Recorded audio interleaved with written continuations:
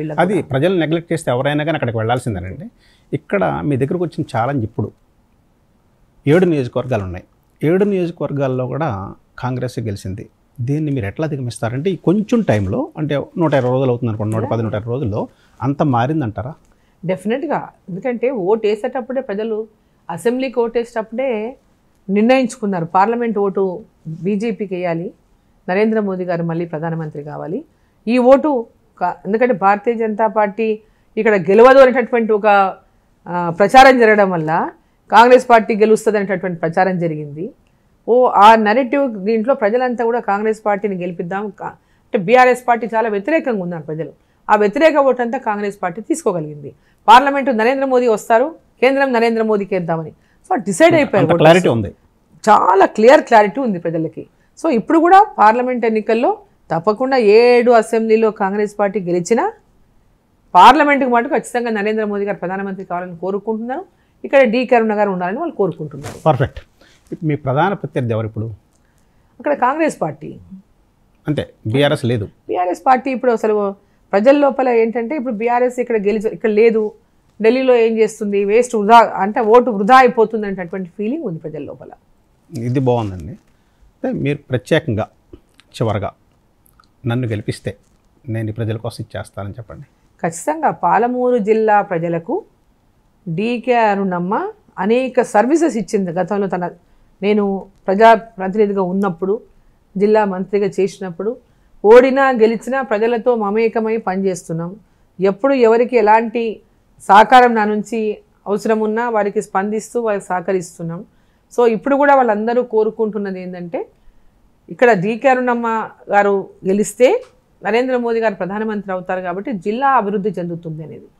విద్యాపరంగా, వైద్యపరంగా, ఇన్ఫ్రాస్ట్రక్చర్ కానీ, అదేవిధంగా స్కిల్ డెవలప్మెంట్ కానీ, ఇండస్ట్రీస్ కానీ, ఇరిగేషన్ ప్రాజెక్టులు కానీ, ఇక్కడ ఇట్లా అన్ని రంగాల్లో కూడా అక్కడ ఉన్నటువంటి లోటుపాట్లను అన్నింటినీ కూడా దృష్టిలో పెట్టుకొని ప్రజా అవసరాలను అన్నింటినీ కూడా అంటే వాటిని సాధించమే లక్ష్యంగా నేను పనిచేస్తాను. 80% రూరల్ ప్రజలు ఉన్నారండి మీ నియోజకవర్గంలో, ఇంకొక 20% అర్బను, సెమీ అర్బన్లో ఉన్నారు.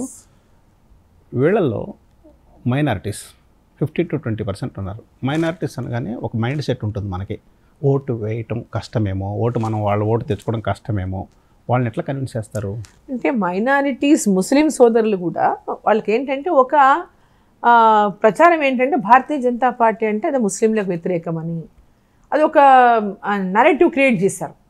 ఎందుకంటే రాజకీయ పార్టీలు తమ లబ్ధి కోసం ఒక పార్టీని ఒక బీజేపీ పార్టీకి ముస్లింలని దూరం చేసే విధంగా వాళ్ళ యొక్క అంటే ప్రచారం కానివ్వండి, ఒక నెరేటివ్ క్రియేట్ చేసుకోవడం కానివ్వండి, పదే పదే చెప్పడం కానివ్వండి, ఒక నెరేటివ్ క్రియేట్ అయ్యి ఉంది. బట్ వాళ్ళు కూడా ఆలోచిస్తూ ఉన్నారు ఈరోజు అందరూ కూడా భారతీయులే, ఈ దేశంలో ఉన్నటువంటి ప్రతి ఒక్కరు కూడా మన భారతీయుల, ప్రతి ఒక్కరు అభివృద్ధి కోసం నరేంద్ర మోదీ గారు పనిచేస్తూ ఉన్నారు. కులమత భేదాలు లేకుండా వారు సబ్కా సాత్, సబ్కా వికాస్, సబ్కా విశ్వాస్, సబ్కా ప్రయాస్ అనే నినాదంతో ప్రతి కుల మత భేదాలు లేకుండా వారు అభివృద్ధి కోసం పనిచేస్తూ ఉన్నారు.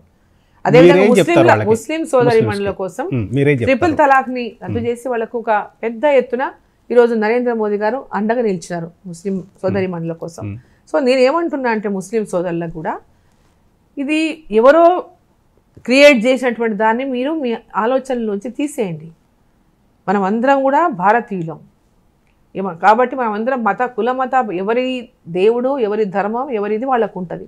ఒకరినొకరు గౌరవించుకుంటూ మనం ఈ దేశంలో కలిసి జీవిస్తున్నాం. సెక్యులర్ స్టేట్ మనం దేశం. సో ఇవందరూ మనం కలిసి ముందర కూడా కలిసి జీవించే వాళ్ళమే, కలిసి ఉండాలి, కలిసి ఉన్నాము, కలిసి వెనక కానీ ముందు కానీ కలిసి ఉండాల్సినటువంటి వాళ్ళు. సో ఈ అపోహలను అన్నింటినీ దూరం చేసి ఈ దేశం కోసం, మన దేశ అభివృద్ధి కోసం అందరూ కలిసి రావాలి. నరేంద్ర మోదీ గారు ఏ కుల మతాల గురించి కానీ ఎవరి గురించి కానీ ఎప్పుడు కూడా వ్యతిరేకం మాట్లాడలేదు, చెప్పలేదు. సో దయచేసి ఒక రాజకీయ పార్టీల యొక్క వాళ్ళ యొక్క ట్రాప్లో మీరు పడొద్దండి అని మా ముస్లిం సోదరి సోదరులను నేను కోరుతున్నా. అభివృద్ధిని అందరం కాంక్షిద్దాం, మనం అందరం కూడా క్షేమంగా ఉండాలి, మనం అందరం కూడా అభివృద్ధి చెందాలి అంటే ఖచ్చితంగా మనం అందరం కూడా ఏకతాటిపై కొద్దాం. ఈ దేశాన్ని ప్రపంచ దేశాల్లోనే ఒక అభివృద్ధి చెందినటువంటి మొట్టమొదటి దేశంగా ఒక విజన్తో మన మోదీ గారు, ప్రధాని గారు తీసుకెళ్తా ఉన్నారు. అంటే వివిధ ప్రపంచ దేశాల్లో ధనిక దేశాలు కూడా మన దేశం వైపు మన నాయకత్వం వైపు చూస్తున్నాయి. కాబట్టి మనం అందరం కూడా ఏకమవుదాం. ఒక భారతదేశం అభివృద్ధి కోసం అందరూ తోడ్పడడానికి నరేంద్ర మోదీ గారికి, భారతీయ జనతా పార్టీకి మద్దతు ఇవ్వమని కోరుతున్నాను. చాలా చక్కగా వివరించారు మేడం. అదేవిధంగా మీరు పార్లమెంటు మెంబర్గా ఢిల్లీ వెళ్ళి మహబూబ్ నగర్ ప్రజల కోసం మీ కృషిని కొనసాగిస్తూ ఆ ప్రాంత అభివృద్ధికి తోడ్పడాలని కోరుకుంటూ మహా న్యూస్ తరఫున ధన్యవాదాలు. థ్యాంక్ యూ అండి. చాలా చాలా ధన్యవాదాలు. Thank you.